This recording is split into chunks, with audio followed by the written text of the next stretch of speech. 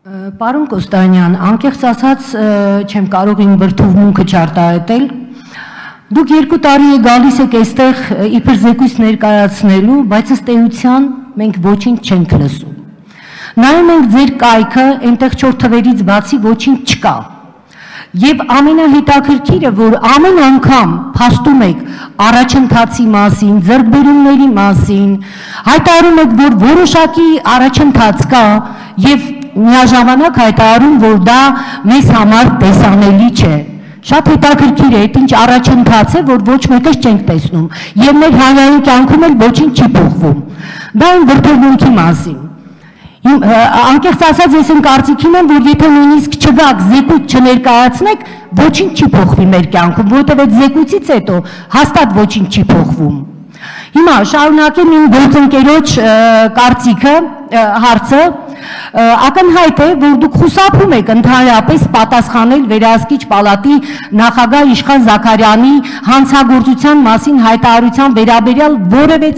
հարցի։ Դա կարծես թե տաբու է իշխանության մեջ եւ որևէ մեկը իրավունք չունի այդ հարցը վերհանելու։ Հիմա դուք հայտարարում եք, որ որևէ նյութ ձեզ չի ուղարկվել։ Իշխան Զաքարյանը հայտարարում է ճիշտ հակառակը։ Հիմա ձեզանից մեկը հաստատ անկեղծ չի։ Եվ ես կուզեի այդ պատասխանը իմանալ, ձեզանից ով է իրականում, չեմ ուզում ասել ստում, այլ կեղծում է իրականում։ Եթե նույնիսկ Իշխան Զաքարյանը ոչինչ չի ներկայացրել, բայց հայտարարություն է եղել հանցագործության մասին, այն էլ 700 միլիարդի դատախազությունը ինչ որ բան պիտի աներ, որպեսզի այդ հանցագործությունը բացահայտվեր եւ այդ միջոցները վերադարձվեր բյուջե եւ ժողովրդի մի ցավը գոնե կարողանայիք դարմանել։ Դա երկրորդը եւ երրորդը շատ կոնկրետ հարց։ Ամիսներ առաջ ձեր հանձնարարությամբ մի շարք քննիչների եւ դատախազների նկատմամբ քրեական գործեր հարուցվեցին, ինչը մեծ արձագանք ստացավ եւ լայնորեն լուսաբանվեց լրատվամիջոցների կողմից։ Կարճ եմ։ Քննչական ծառայությունների մի քանի քննիչների, ինչպես նաեւ դատախազների դեմ քրեական գործեր են հարուցվել, դա ասվել է արդեն։ Քանիսն են կարճվել, քանիսն են ուղարկվել դատարան եւ ի վերջո որևէ քննիչ կամ դատախազ ենթարկվել է պատասխանատվության։ Եվ ինչու այդ անունները չեն հնչում, որ մենք իմանանք, թե որ դատախազները, որ քննիչներն են պատժվել։ Որովհետև մեզանից յուրաքանչյուրը երբ գործ է ունենում արդարադատության հետ, մշտապես հանդիպում է այդ կարգի դատախազների, այդ կարգի դատավորների, որոնք անտեսելով բոլոր կարգի փաստերը հրահանգավորված վճիռներ են կայացնում։ Խնդրում եմ պատասխանեք։ Առաջի հարցի հետ կապված։ Նախ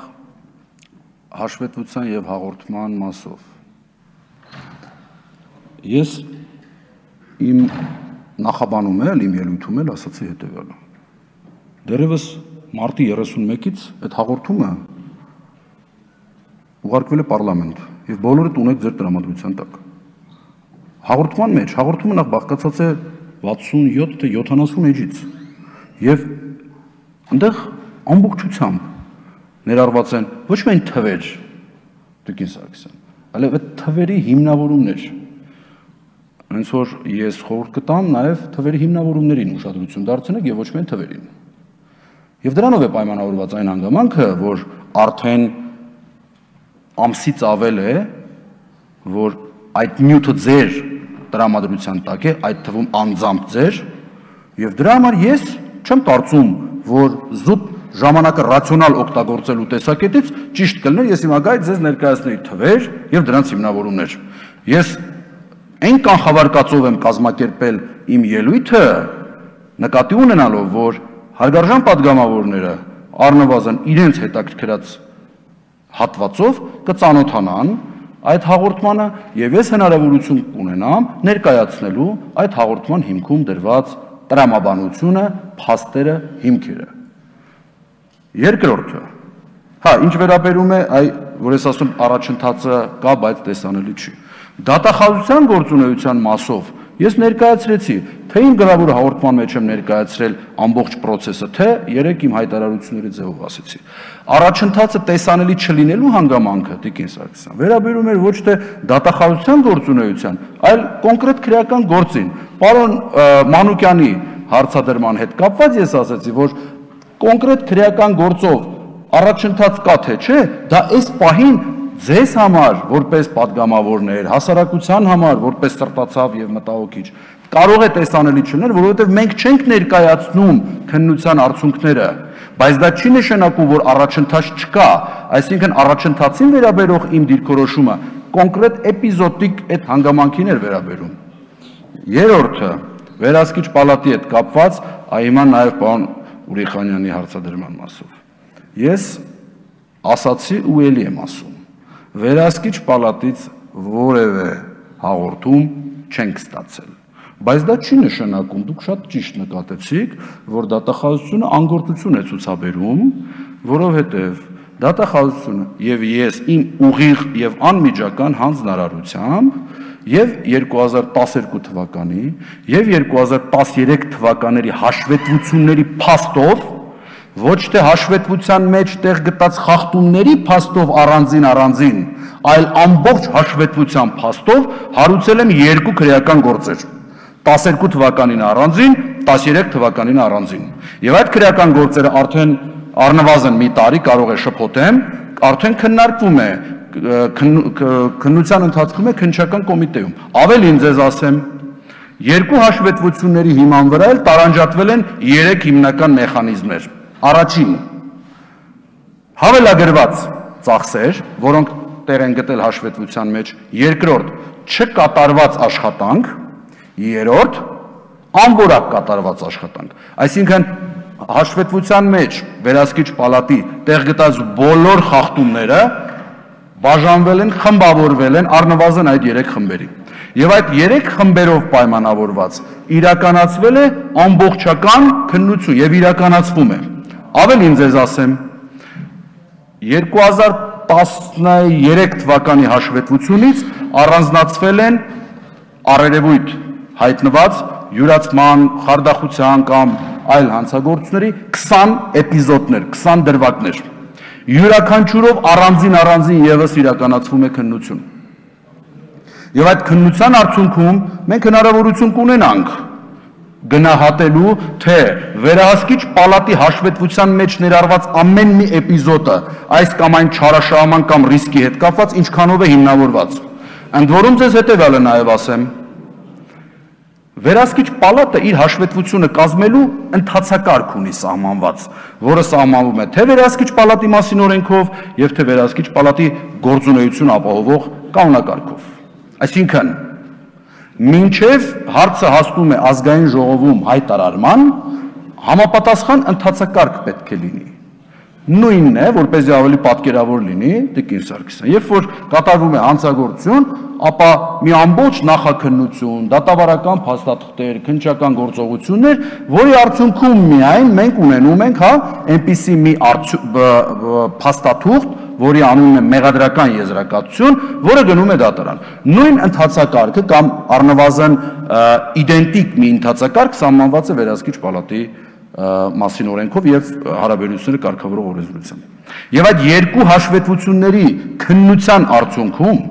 երբ որ մենք գանք այն եզրակացության, թե որ մասն է հաշվետվության մեջ հիմնավոր, որ մասը ոչ, արդեն քննարկման առարկա ենք դարձնելու նաեւ վերահսկիչ պալատի համապատասխան պաշտոնյաների կողմից պաշտոնական անգործության, անփութության կամ պաշտոնական դիրքի չարաշահումների հետ կապված, նկատի ունենալով, որ արդյոք վերահսկիչ պալատի աշխատակիցները արել են ամեն բան, առաջին, օբյեկտիվորեն ֆիքսելու բոլոր այն խախտումները, որոնք առկա են եղել տվյալ հատվածում, երկրորդ, արդյոք նրանք ֆիքսել են եւ քննարկման եւ վերահսկողության առարկա դարձրել են համանման բոլոր իրավիճակները, թե ոչ, թե այստեղ կար սուբյեկտիվ գործոններ, արդյոք յուրաքանչյուր այն դեպքում, երբ որ անձը պարտավորվել է վճարել, ընդունենք իրեն մեղսագրվող վնասը, արդյոք այդ վնասը իրոք արկա է եղել թե ոչ, եւ արդյոք այդ վնասը համապատասխան կարգով իրոք ընթացակարգային կարգով ֆիքսված վնաս է եղել թե ոչ։ Այսինքն վերահսկիչ պալատի հաշվետվությունների քննարկումը ես փորձում եմ ձեզ ներկայացնել, թե ինչ աստիճանի դետալացված են այս փուլում եւ այն հանգամանքը, որ մենք պարբերաբար հաղորդագրություններ, հաշվետվություններ, չգիտեմ, մամլո հարցազրույցներ չենք տալիս, դա չի նշանակում չենք աշխատում, Տիկին Սարգսյան, աշխատում ենք, արդյունքները հետո կտեսնեք։ Սրա մասին է խոսքը։ Շնորհակալություն։ Արձագանքի համար ներողություն, ուղղակի ես չեմ խուսափում երբեք որևէ Տիկին Սարգսյան, երբեք չեմ խուսափել որևէ հարցի պատասխանելու, դուք գոնե վստահ եք։ Մի րոպե, ես խնդրում եմ կանոնակարգը մի խախտեք։ Արձագանքի հասկանանք ինչի մասին է խոսքը։ Հա, պատասխանում եմ։ Ինչ քննիչներ եւ դատախազներ են պատժվել։ Բազմաթիվ։ Եվ ես իմ հաշվետվության մեջ եմ ներկայացրել, թե որոնք են այդ քննիչները, որոնք ենթարկվել են թե քրեաիրավական պատասխանատվության,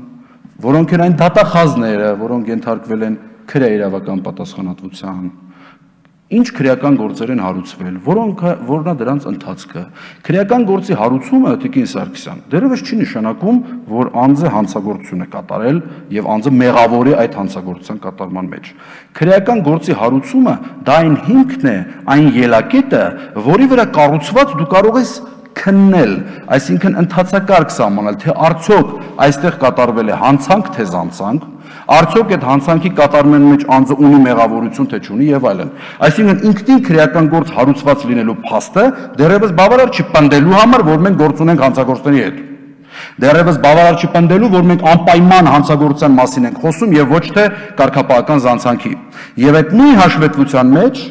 Տիկին Սարգսյան մանրամասն դետալացված ներկայացված է յուրաքանչյուր քրեական գործ, ինչ հիմքով էր հարուցվել, ինչ ընթացակարգ է ունեցել եւ ինչ հետևանքներ ունեցավ կոնկրետ անձանց վրա։ Ինչ վերաբերում է անուններ հրապարակելուն, ես չեմ պատրաստվում անուններ հրապարակել, ես կարող եմ ձեզ ներկայացնել, ընդունենք, թե քանի հոգի են այս պաշտոնատարանձինք, քանի հոգի են այն պաշտոնատարանձինք, ինչ հարցերով են մեղադրվել կամ չմեղադրվել եւ որտեղ է գտնվում կոնկրետ հարցի վերաբերյալ գործի քննությունը այս փուլում։ Նորից արձագանքեք։ Բա գորգորում եք, արձագանքեցիք, պատասխանեց։ Խնդրեմ, արձագանքեք։ Պարոն Կոստանյան, չէի ցանկանա ոչ կոռեկտ լինել, բայց իմ մոտ տպավորություններ կարծես տեխնազոական թեզ էիք պաշտպանում։ Ոչ մի հարցի չեք պատասխանում։ Բայց որպեսզի այլևս հարց չտամ,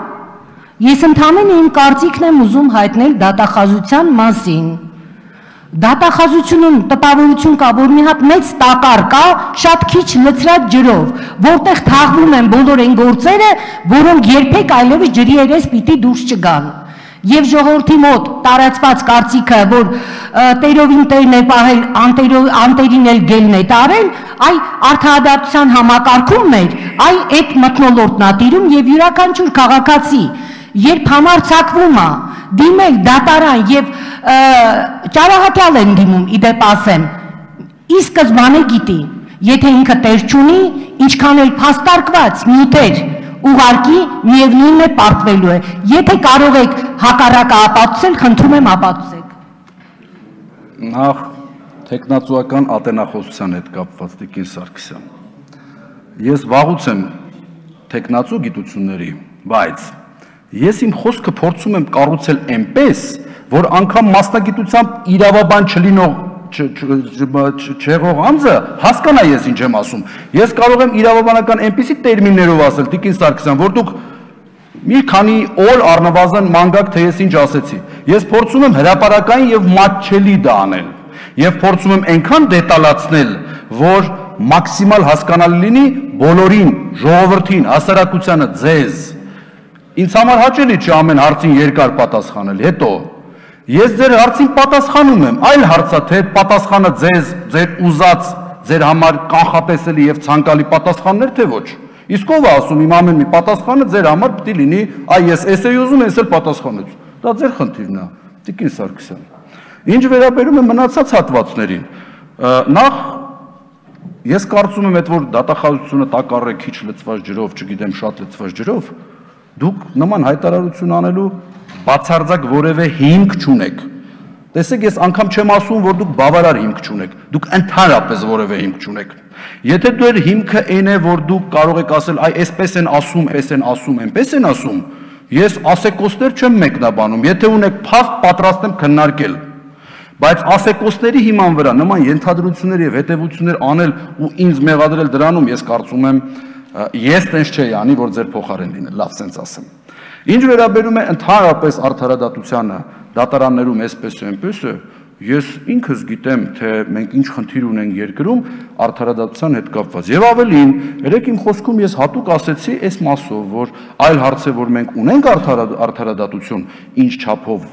Մյուս հարցն է, թե ինչպես է այդ արդարադատությունը ընկալվում հասարակության կողմից որպես արդարադատություն։ Իհարկե մենք այստեղ խնդիր ունենք։ Եվ ավելին, հատկապես քաղաքացիական գործերով, Տիկին Սարգսյան, անպայման, քանի որ երկու կողմը վեճ ունեն, եւ դատարանը հոգուտ մի կողմի է